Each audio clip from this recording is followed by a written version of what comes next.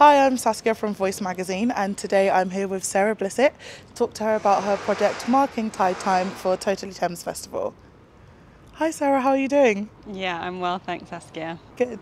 So could you introduce yourself and tell us a bit about your project? I'm Sarah, and my project is marking Tidetime, which is it's been a 6-month kind of research project where I've gone to the Thames foreshore, so it's the kind of beach area that's exposed at different sort of tide times. And I've collected a different object each time I've been down there.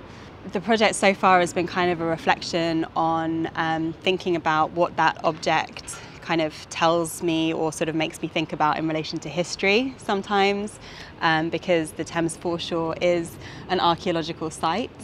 So it's about thinking through sort of fragments of history sometimes, but also in relation to what the river is kind of also telling us about climate change as well. So you've brought some objects with you today from the foreshore.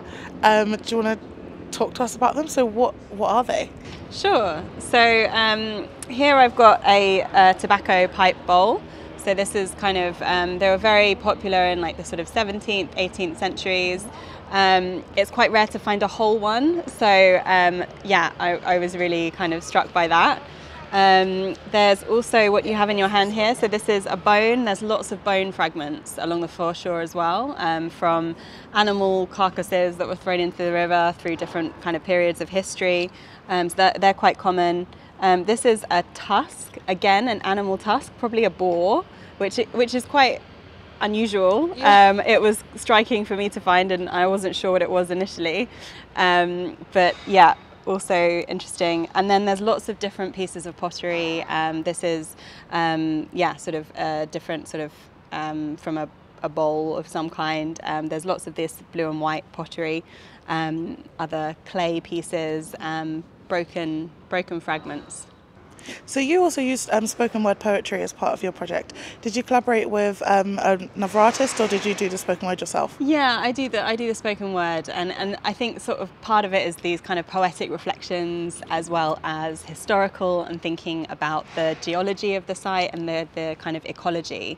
So yeah, some of it just kind of crosses into more poetic kind of language as I'm thinking about those things. Yeah, and it complements the rest of your project nicely as well. It's like a good way to interpret it as well. Yeah, I think that's it. Like it kind of like what these pieces then inspire me to sort of think about and write about, and how they kind of have another kind of connection through voice in a different way.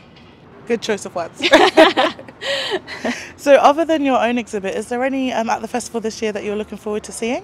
I'm really actually looking forward to seeing the dance project that I think is also doing some of the one of these interviews. Yes, they are next actually. Yeah. So again, like thinking about sort of like the moving body and responding to the site along the Thames, I think is like something that yeah is also a really cool project that I would like to see. Well, great. Well, thank you so much for talking to me today, Sarah. Thank you.